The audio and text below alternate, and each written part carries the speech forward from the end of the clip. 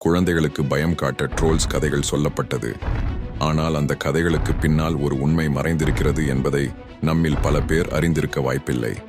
இன்றும் நார்வே பகுதியில் வாழும் மக்கள் பனி படர்ந்த பாறையை பார்த்து, முன்னொரு காலத்தில் இது ஒரு ட்ரோலாக இருந்திருக்க வாய்ப்பு அதிகம், சூரிய ஒளியால் பாறையாக மாறிவிட்டது என்று கூறும் அளவுக்கு ஸ்காண்டினேவிய பகுதியே இன்றளவும் திகிலில் மூழ்க வைத்திருக்கும் இந்த மர்ம ராட்சசர்கள் உண்மையில் வாழ்ந்தார்களா அல்லது கற்பனையா என்பதை இப்போது தெளிவாக பார்ப்போம். நோர்ஸ் புராணத்தின்படி ஆரம்பத்தில் உலகம் பெரும் வெற்றிடமாக இருந்தது. அந்த வெற்றிடத்தை நோர்ஸ் மக்கள் கினுங்காகாப் என்று அழைத்தார்கள். வெற்றிடத்தின் இரு பகுதிகளிலும் 2 உலகங்கள் இருந்தன. நீஃபல்ஹைம் முழுவதும் பனியால் சூழ்ந்த இருண்ட பகுதி, மறுபுறம் மூஸ்பல்ஹைம் தீ சூழ்ந்த காந்தலான பகுதி. காலங்கள் செல்ல இந்த இரு உலகங்களும் ஒன்றிணைந்து நடுவில் உள்ள வெற்றிடத்தில் சந்தித்தது. பனியும் வெப்பமும் இணைந்த அந்த தருணத்தில் ymir எனும் பனி அரக்கன் உருவானான். அவன்தான் பிரபஞ்சத்தில் தோன்றிய முதல் உயிர். பின்னர் அவன் தூங்கும்போது அவனிலிருந்து பல அரக்கர்கள் உயிர் பெற்றார்கள். அதில் ஒரு இனம்தான் ட்ரோல்ஸ். ட்ரோல்ஸ் என்பவர்கள் மற்ற அரக்கர்களைப் போல அல்லாமல் குடும்பமாக மாபெரும் குகைகளில் வசித்து வந்தார்கள். அவர்களின் வாழ்க்கை இனிமையாக சென்று கொண்டிருந்த வேளையில்தான் ymir என்ற அரக்கனை தெய்வங்களின் தந்தை ஓடின் மற்றும் அவரது சகோதரர்கள் விலி மற்றும் வே கொன்றுவிடுகிறார்கள். இறந்த அந்த ymir-இன் உடல் பாகங்களில் இருந்து கடல், மலை, நிலம், புல், செடிகள் ஆகியவை தோன்றி மிட்கார்ட் எனும் மனிதர்கள் வாழும் உலகம் உருவாகுகிறது.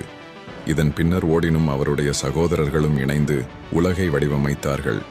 இறுதியில் பிரபஞ்சத்தின் மரமான இக்ட்ராசில் மையப்பகுதியில் மிட்கார்ட் நிறுவப்பட்டது. மொத்தமாக இக்ட்ராசில் 9 உலகங்கள் இருந்தது. அதில் ஒன்றுதான் ராட்சசர்கள் வாழும் ஜோட்டுன்ஹைம். ட்ரோல்ஸ் ராட்சசர்கள் என்பதால் அவர்களும் அங்குதான் வாழ்ந்து வந்தார்கள். இக்ட்ராசில் மரத்தில் ஒவ்வொரு உலகங்களும் ஓடினால் ஒழுங்கமைக்கப்பட்ட போது ஜோட்டுன்ஹைமிற்கு அநீதி நிகழ்ந்ததாக ட்ரோல்ஸ் நினைத்தார்கள். எல்லோருக்கும் தனித்துவமான பரந்த இடத்தை கொடுத்துவிட்டு தங்களுக்கு மட்டும் குறுகிய நிலப்பரப்பை ஓடின் தந்துவிட்டார் என்று தெய்வங்கள் மீது மிகுந்த கோபம் கொண்டார்கள். இந்த கோபம் மனிதர்கள் மீதும் எழ ஆரம்பித்தது. இந்த சூழ்நிலையில்தான் உணவுக்காகவும் பல்வேறு தேவைகளுக்காகவும் மனிதர்கள் வாழ்ந்த மிட்கார்டுக்கு ட்ரோல்ஸ் வர ஆரம்பிக்கிறார்கள். பூமிக்கு வந்த ட்ரோல்ஸ் ஆரம்பத்தில் சாதாரணமாகவே தங்களுடைய வாழ்க்கையை வாழ ஆரம்பிக்கிறார்கள். பெரும்பாலும் பனியால் மூடிய மலைகள், ஆழமான காடுகள், பகலிலும் கூட இருட்டாக இருக்கும் குகைகள், நதியோரங்கள் போன்ற மறைவான இடங்களை தேர்ந்தெடுத்து குடும்பமாக வாழ்ந்து வந்தார்கள். மனிதர்கள் அவர்கள் வாழும் இடங்களை தெய்வங்களால் மறைக்கப்பட்ட நிலம் என்று கூற ஆரம்பித்தார்கள். அவ்வாறான நிலப்பகுதிகளுக்கு அருகில் கூட மனிதர்கள் யாரும் செல்ல மாட்டார்கள். ட்ரோல்ஸ் பொதுவாக பார்ப்பதற்கு மிகவும் உயரமாக காணப்பட்டதுடன் கல்லைப் போல கடினமான தோல், கூணலான முதுகு, மிருகங்களைப் போல கூர்மையான கண்களுடன் காட்சியளித்தார்கள். அது மட்டுமின்றி இயற்கையுடன் ஒரு மர்மமான தொடர்பு இருந்தது. அவர்களால் இயற்கையுடன் பேச முடிந்தது. இயற்கையை புரிந்து வாழ்ந்தார்கள். இருப்பினும் ட்ரோல்ஸ்க்கு சூரிய ஒளி ஆபத்தாக இருந்தது. அவர்கள் மீது சூரிய ஒளி பட்டால் அவர்கள் பாறையாகி விடுவார்கள். அதனால் சூரிய ஒளி இருக்கும் இடத்திற்கு ட்ரோல்ஸ் செல்ல மாட்டார்கள். காலை வேளையில் மறைவாக குகைகளில் இருக்கும் ட்ரோல்ஸ் பொழுது சாய்ந்தவுடன் வெளியில் வந்து தங்கள் அன்றாட வேலைகளை பார்க்க ஆரம்பிப்பார்கள். பண்டைய நோர்ஸ் மக்களின் நம்பிக்கைப்படி ட்ரோல்ஸ் மீது ஒரு சாபம் உள்ளது. அதனால்தான் சூரிய ஒளியை அவர்களால் தாங்க முடியாது என்று கூறுவார்கள். பலர் சூரிய ஒளி புனிதமானது, ட்ரோல்ஸ் 2 அரக்கர்கள், அதனால்தான் தூய்மையான ஒளி அவர்கள் மீது பட்டவுடன் அவர்கள் பாறையாகி விடுவார்கள் என்றும் கூறுவார்கள். பொதுவாக ட்ரோல்ஸ் தனிமை விரும்பிகளாக காணப்பட்டார்கள். இரவு நேரங்களில் மாத்திரம்தான் அவர்கள் மனிதர்கள் வாழும் கிராமங்களுக்கு அருகில் வருவார்கள். தனியாக பயணிக்கும் மனிதர்களை பிடித்து உணவாக உட்கொள்வார்கள். இல்லாவிட்டால் அவர்களிடம் இருக்கும் பொக்கிஷங்களை பாதுகாக்க மனிதர்களை அடிமைகளாக அழைத்து செல்வார்கள். அப்படி செல்லும் மனிதர்களை மீண்டும் காண முடியாது.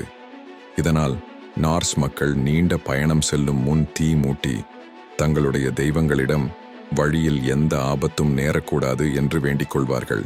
ஆனால் எல்லா ட்ரோல்ஸும் ஆபத்தானவர்கள் அல்ல. குறிப்பாக இக்ட்ராசில் மரத்தின் நிழல் உலக இரகசியங்களை காப்பாற்றும் காவலாளிகளாக பல ட்ரோல்ஸ் நியமிக்கப்பட்டிருந்தார்கள். நார்ஸ் புராணத்தின்படி பல சமயங்களில் வழி தவறிய மனிதர்களுக்கு ட்ரோல்ஸ் உதவியும் செய்துள்ளார்கள். இப்பொழுது நான் சொன்ன அனைத்து விடயங்களும் நோர்ஸ் மக்களின் புராணக் கதைகளின் அடிப்படையில் அமைந்த விடயங்கள் மாத்திரமே. ஆனால் இதன் பின்னர்தான் வரலாற்றுடன் இணைந்து ட்ரோல்ஸ் பார்க்கப்பட்டார்கள். இந்த ட்ரோல்ஸ் பற்றிய கதைகள் பொதுவாக வைக்கிங்ஸ் காலத்தில்தான் சொல்லப்பட்டு வந்தது. கிறிஸ்துவிற்கு பின் 900 தொடக்கம் 1100ஆம் ஆண்டளவில் மக்கள் மத்தியில் வாய்மொழி கதைகளாக பரவி இருந்தது. பலர் இவ்வாறான கதைகள் தோன்றுவதற்கு முக்கிய காரணம் மக்கள் மத்தியில் இருந்த பயம் என்று கூறுவார்கள். நோர்வே மலைப்பகுதிகள் பொதுவாகவே குளிர் நிறைந்த பகுதிகள்.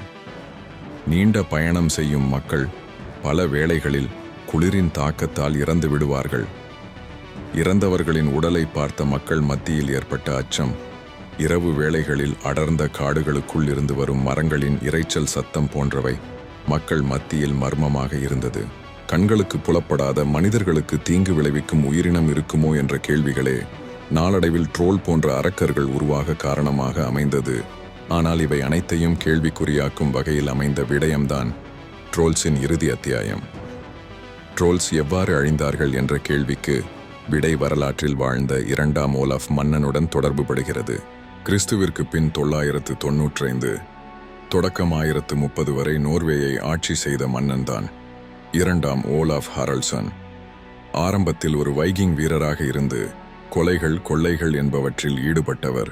ஒருமுறை கொள்ளையடிப்பதற்காக இங்கிலாந்துக்கு சென்ற அவர் அங்கே மனமாற்றம் அடைந்து நோர்ஸ் நம்பிக்கைகளை கைவிட்டு கிறிஸ்தவராக மதம் மாறுகிறார்.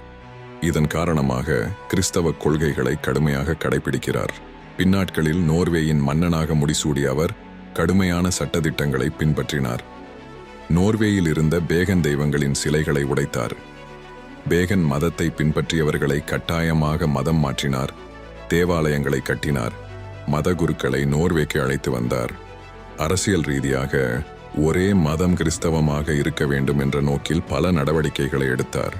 இவை யாவும் மன்னன் ஒலப் பற்றி வரலாற்றில் கூறப்படும் விடயங்கள். இதை தாண்டி நோர்வே மக்களின் நம்பிக்கையாக இருக்கும் மற்றொரு விடயம் மன்னன் ஒலப் மக்கள் செல்லவே பயந்த கடவுள்களின் நிலம் என்று அழைக்கப்பட்ட ட்ரோல்கள் வாழ்ந்த பகுதிகளுக்கு சென்று ஆலய மணிகளை ஒலிக்கச் செய்தார். அந்த புனித ஒளியின் சத்தத்தை கேட்ட ட்ரோல்ஸ் தங்கள் மறைந்திருந்த இருண்ட குகைகளை விட்டு வெளியே வந்து ஓட ஆரம்பிக்கிறார்கள். அப்போது சூரிய ஒளி அவர்கள் மீது பட்டு அவர்கள் பாறையாக மாறுகிறார்கள்.